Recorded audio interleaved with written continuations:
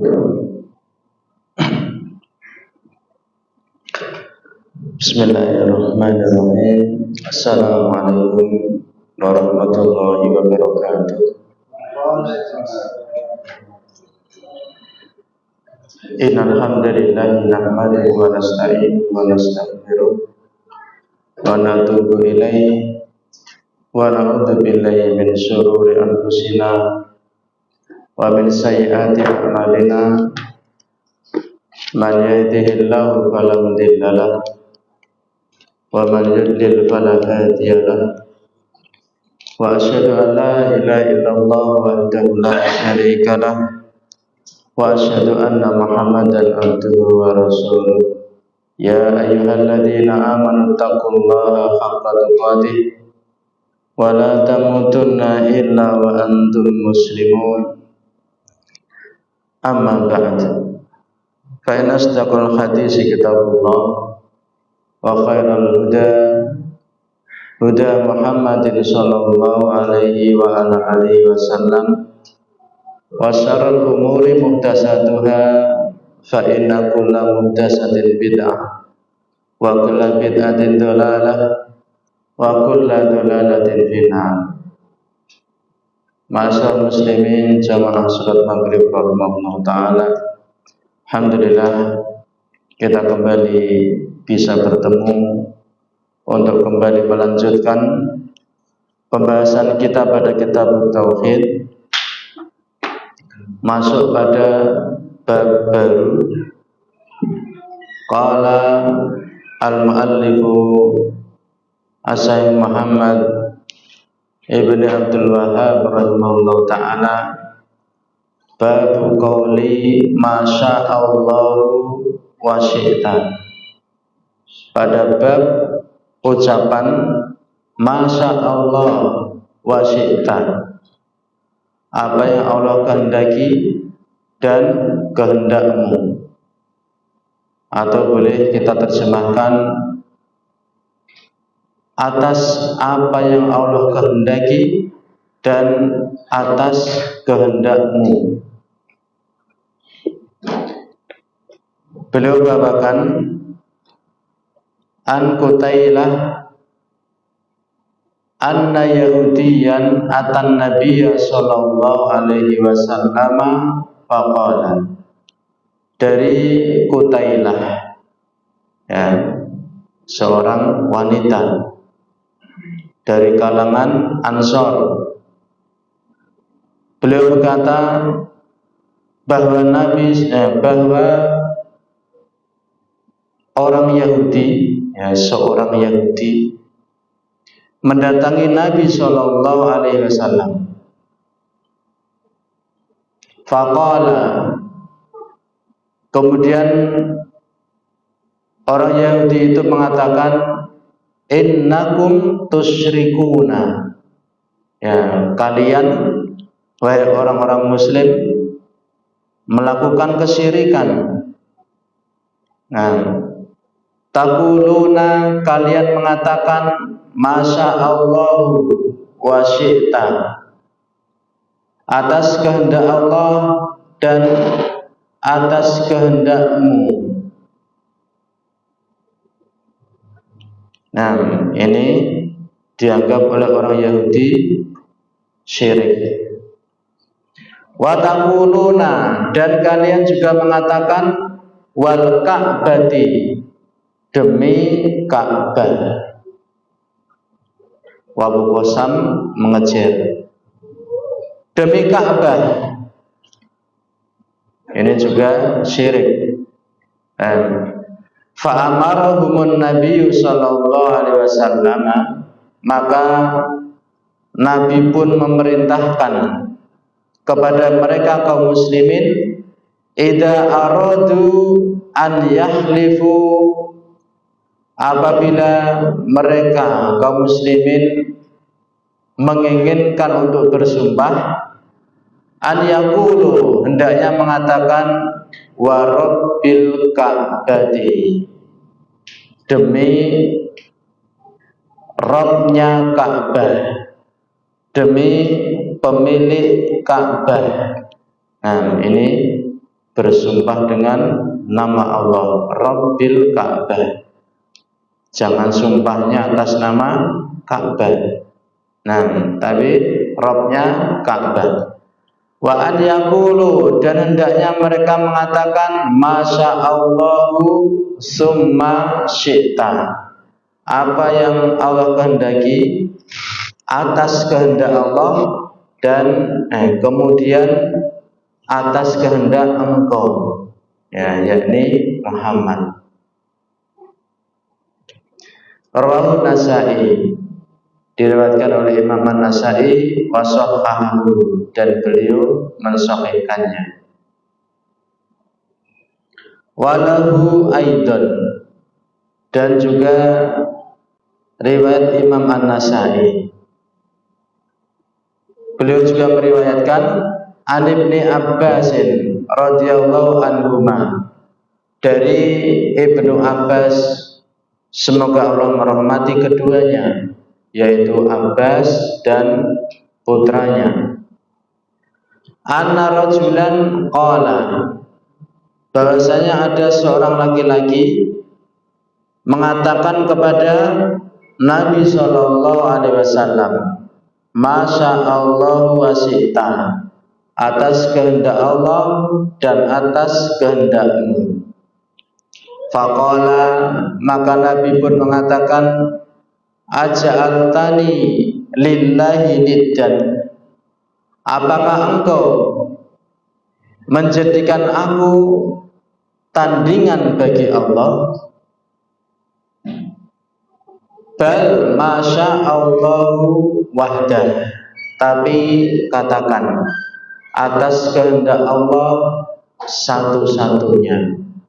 Apa yang Allah kehendaki satu-satunya. Dan ini pembahasan yang sudah kita lewati berkaitan dengan ucapan seperti ini. Wal Ibnu Majah, milik Ibnu Majah, ya, beliau meriwayatkan Imam Ibnu Majah. Anit Tufail, dari Tufail, ya, dibaca tasghir Fuail, Tufail. Akhi Aisyata li ummiha, saudaranya Aisyah seibu, ya, saudara seibu Aisyah radhiyallahu anha. Ibunya Aisyah siapa namanya? Ummu Ruman, ya, Ummu Ruman. Ummu Ruman menikah dengan Abu Bakar, memiliki dua anak, yaitu Aisyah dan Abdurrahman. Sebelumnya Ummu Ruman pernah menikah dengan seorang yang namanya Al-Haris, ya, di masa jahiliyah. Al-Haris suami Ummu Ruman yang pertama. Ketika itu di masa jahiliyah, yang keduanya ingin tinggal di ibu kota Arab, yaitu Makkah. Ya, akhirnya tinggallah mereka berdua di Makkah. Hingga akhirnya dari pernikahan pertamanya Ummu Ruman memiliki putra namanya Tufail. Hingga akhirnya Al-Haris menjalin persahabatan, bersekutu dengan Abu Bakar As-Siddiq radhiyallahu anhu. Mereka berdua punya hubungan kuat selama di Mekah, sampai akhirnya Al-Haris meninggal di Mekah. Hingga akhirnya Ummu Ruman menjanda, Abu Bakar menikahi Ummu Ruman. Jamaah rahimakumullah, ya, di masa jahiliyah dulu, yang kemudian berlanjut sampai datangnya Islam. Jika ada persahabatan, hubungan yang kuat di antara orang-orang yang terhormat, ya, di antara manusia, punya hubungan kuat. Jika sahabatnya itu meninggal, maka istrinya dinikahi. Ini apa? Takriman lahu, sebagai bentuk penghormatan kepada kawannya. Ya, jangan sampai keluarga dari kawannya yang meninggal itu terlunta-lunta, nggak memiliki pelindung, nggak ada yang memberinya nafkah. Maka supaya hubungan itu halal, jandanya dinikahi. Ini dikatakan takriman lah, ya, sebagai bentuk kemuliaan kepada kawannya itu. Entah itu memang meninggal atau ada sebab yang lain. Sehingga akhirnya yang namanya poligami itu perkara yang lumrah dan perkara yang bukan aib. Sementara di masa kita hal seperti itu dianggap aib. Ya, cara pandang masyarakat kita melihat orang berpoligami itu dicerca, dicela, entah terang-terangan atau dalam hati. Laki-laki kok istrinya ya sekian-sekian, ya, dianggap aib, sehingga si wanita pun merasa itu adalah aib bagi dia. Ya, di tengah masyarakatnya, bagi wanita yang mau ya dimadu, kehormatannya di tengah masyarakat enggak terhormat. Ya, akhirnya cenderung wanita itu tidak mendapatkan kedudukan, enggak dihormati. Ya, akhirnya musibah di atas musibah.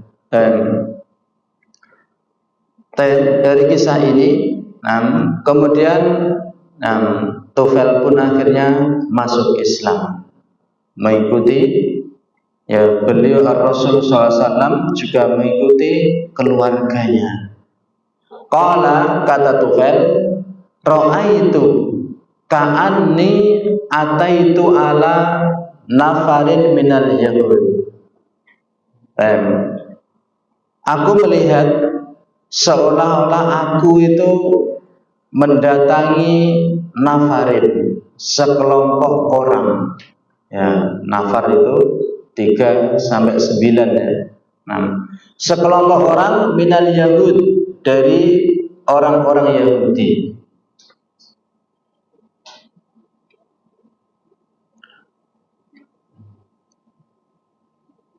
Qultu, ya, aku katakan,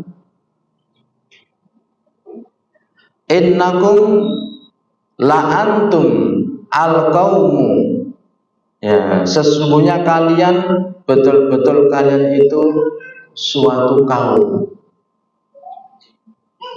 Kalau ada ungkapan seperti ini, apa dalam benak kita? Pujian atau celaan? Pujian, ya, memuji Yahudi. Wah Yahudi, kalian itu memang satu kaum. Kalian itu kaum yang baik. Ya, ini pujian ya. Laula annakum taquluna, kalau saja kalian tidak mengatakan Uzairun ibnullah, Uzairun ibnullah, sambungnya.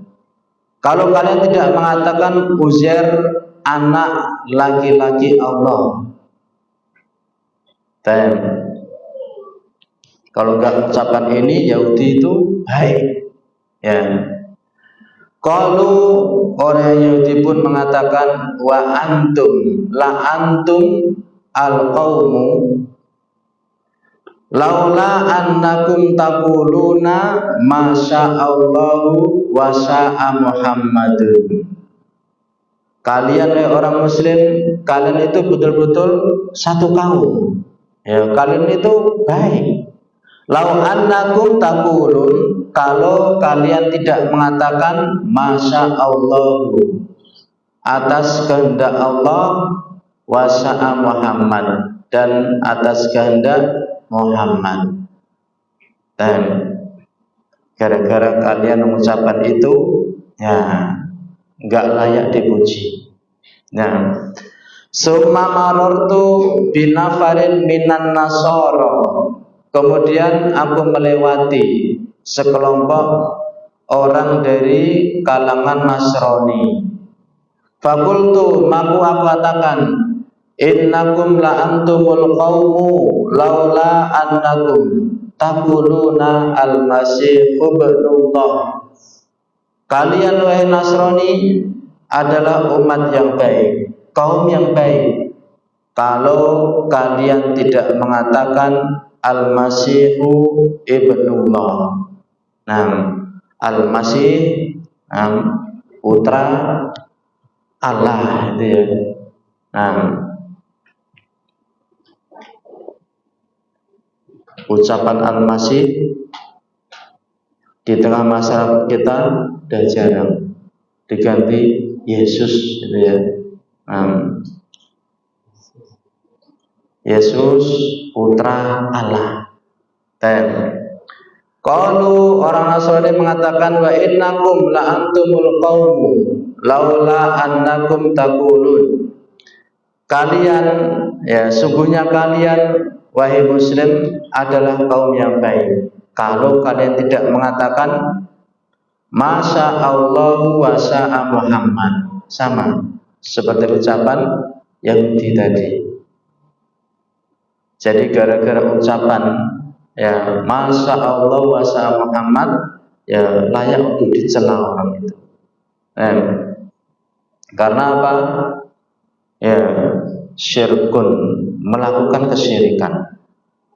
Falamma asbahtu, maka tatkala aku masuk waktu pagi, ya, ahbartu biha, man ahbartu, aku menghabarkan ya terhadap mimpiku tadi ke orang yang aku kabarkan kepadanya. Masuk waktu pagi, aku cerita mimpiku kepada orang-orang. Summa ataitun nabiyya sallallahu alaihi wasallam fa akhbartuhu. Kemudian aku menemui an-nabiyyu sallallahu alaihi wasallam, maka aku kabarkan kepada beliau.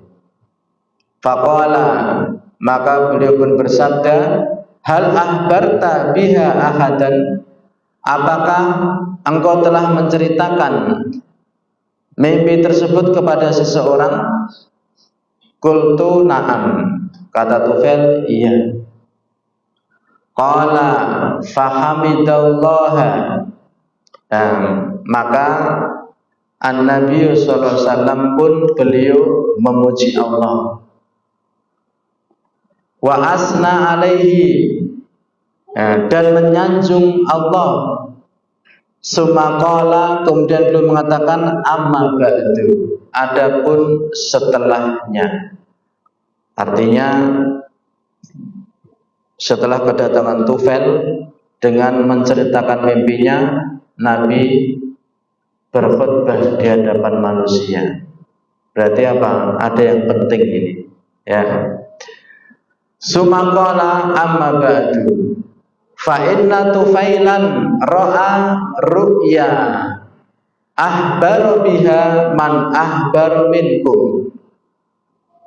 Sesungguhnya Tufail telah melihat ya dalam mimpi. Tufail bermimpi. Dengan mimpinya tersebut menghabarkan kepada orang yang telah dia kabarkan dari kalangan kalian. Wa innakum qultum, sesungguhnya kalian mengatakan kalimatan, suatu kalimah. Nah, maksudnya kalam. Kalimah, nah, kalau bahasa kita ya ucapan, kalam, Nah, karena yamna'uni kada wa kada, adanya yang menahanku seperti ini, an anhakum anha, untuk aku melarang kalian dari kalimat tersebut. Nah, kalian mengucapkan suatu kalimat, yang kalimat itu ya ingin aku larang kepada kalian, tapi ada sesuatu yang menahanku. Ya. Fala taqulu, maka janganlah kalian mengatakan wasya'allahu wasya'a Muhammadun, apa yang Allah kehendaki dan apa yang Muhammad kehendaki, atas kehendak Allah dan atas kehendak Muhammad. Jangan katakan itu. Walakin qulu, akan tetapi ucapkan oleh kalian masyaallahu wahdah, atas kehendak Allah satu-satunya. An-Nabi sallallahu alaihi wasallam ingin melarang ucapan itu, tapi tertahan. Ada yang menghalangi beliau. Ya, dalam riwayat yang menghalangi adalah rasa malu. Ya, aku yang melarang tapi ya belum tak sampaikan. Masih ada rasa malu yang menahan beliau. Ketika Nabi masih menahan untuk tidak segera menyampaikan, menunjukkan itu bukan sesuatu yang sangat berbahaya. Ya, artinya bukan bagian dari kekufuran atau bukan dari bagian syirkun akbar, tapi ini masih dihukumi syirik asghar. Ingat, dari yang namanya syirik asghar adalah sesuatu yang akan menyampaikan, menyeret pada syirik besar. Ya, manakala itu belum terjadi, belum masih menahannya. Tapi ketika ini sudah mulai menyebar, ya, bahkan ada padanya mimpi dari Tufail, akhirnya belum menyampaikan, ya, supaya tidak menimbulkan kegaduhan dalam masyarakat. Jamaah rahimakumullah, dalam faedah nanti akan kita baca hal-hal yang berkaitan dengan ini. Kita lihat dulu babu qauli masyaallahu wasita, ucapan dari Syekh Abdurrahman bin Nasir As-Sa'di rahimahullah.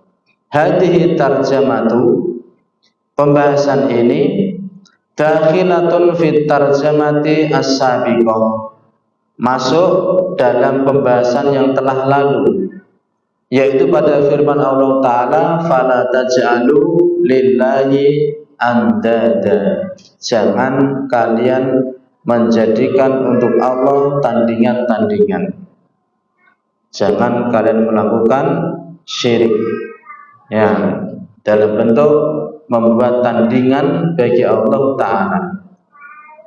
Orang ketika mengatakan masya Allah wasita, atas kehendak Allah dan atas kehendakmu, ya, masih disebut nama Allah di awal, ya, tapi kemudian ada penyamaan dalam ucapannya, maka itu syirkun asghar. Kalau ada penyamaan yang dalam i'tiqadnya, berucap seperti itu, dia meyakini juga ada dari makhluk ini yang memiliki kemampuan setara dengan Allah Ta'ala.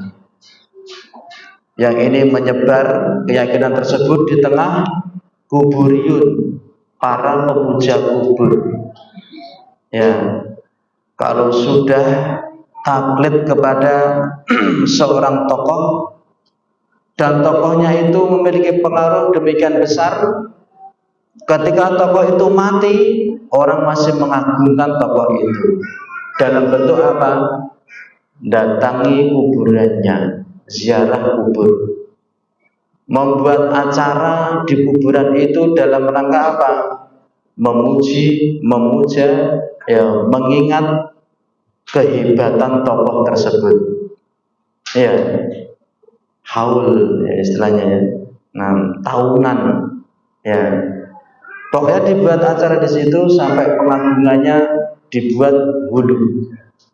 Seolah yang mati itu masih memiliki pengaruh. Bahkan walaupun dia gaib sudah mati, seolah punya kuasa di tengah kaum atau orang-orang yang memujinya. Sehingga ketika mengatakan demikian-demikian, ya atas kehendak Allah dan kehendak tokoh itu. Dalam hati meyakini, iya tokoh ini punya pengaruh. Makanya seperti itu masuk pada syirkun akbar. Maka kita lihat pada masailnya. Fihi masail. Al-ula ma'rifatul yahudi bisyirkil asghar. Ya, pengetahuan orang Yahudi terhadap syirik asghar. Ya. Orang-orang Yahudi adalah orang-orang menerima Alkitab sebelum kita. Dan mungkin antum pernah mendengar penamaan Al-Yahudi.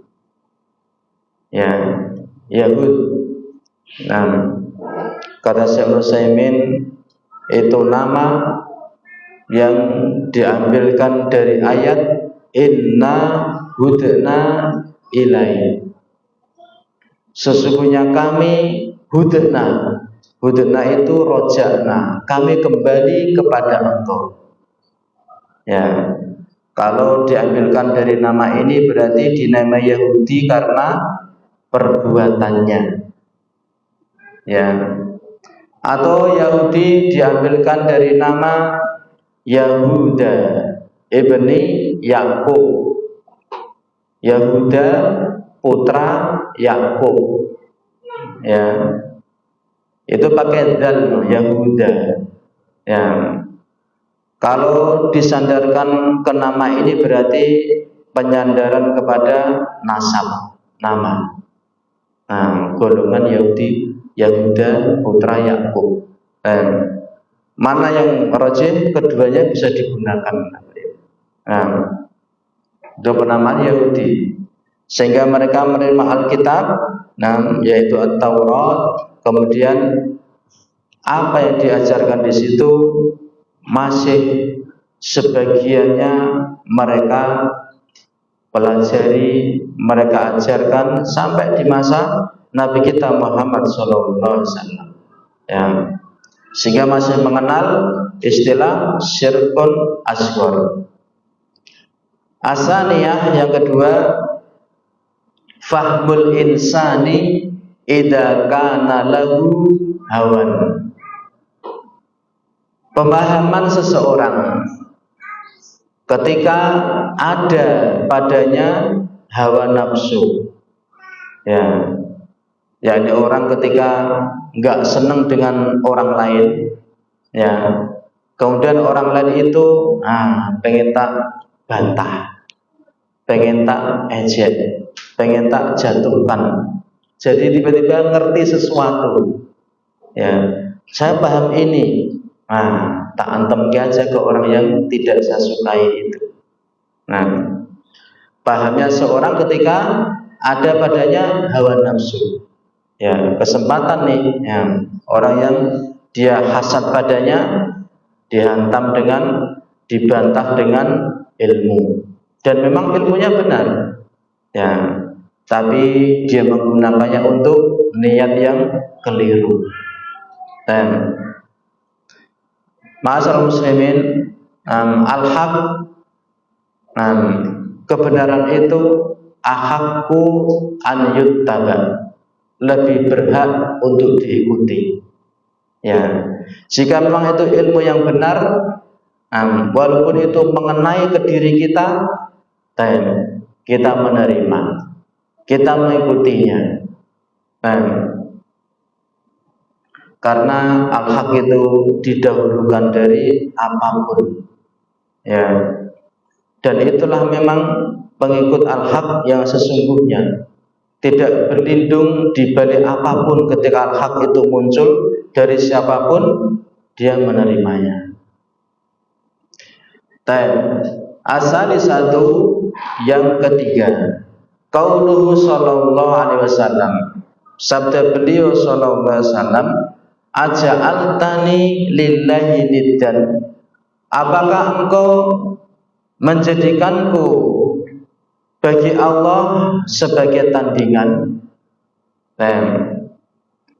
Apakah engkau kira aku itu punya kemampuan sebagaimana apa yang dimampui oleh Allah? Ya.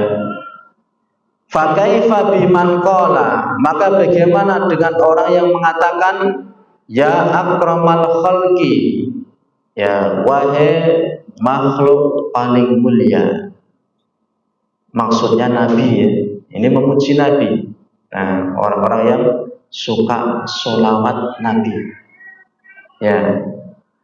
Ya akramal khalqi, wahai makhluk termulia, mali man alwadu bihi, tidak ada bagiku orang yang aku bisa berlindung dengannya, siwaka, kecuali engkau.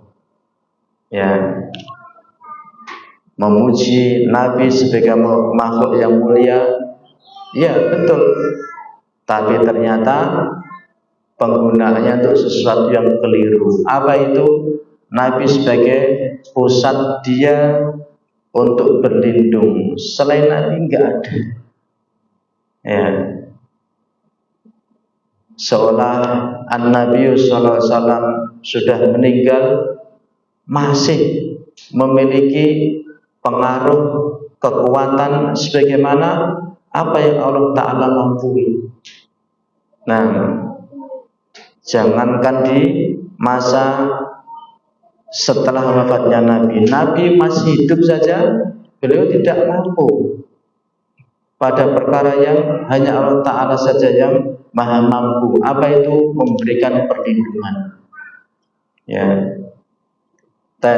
Maka jelas orang mengucapkan hal seperti ini, kesyirikannya lebih besar. Wal baitaini ba'dahu, dan 2 bait syair setelahnya. Tanpa kita sampaikan, 2 bait setelahnya adalah bait syair yang mengandung padanya syirkun, kesyirikan.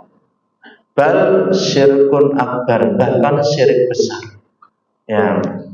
Ini yang banyak menimpa pada orang-orang yang dikatakan kuburiyun, para pemuja kubur.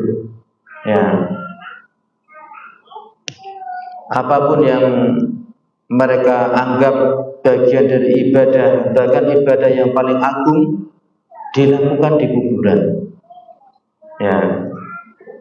Dibuat acara perayaan di kuburan, yang mereka merasa di kuburan itu lebih khusyuk daripada di masjid. Saking khusyuknya enggak berani mereka sampai bercanda di tempat seperti itu. Sementara kalau di masjid masih mampu dia bercanda.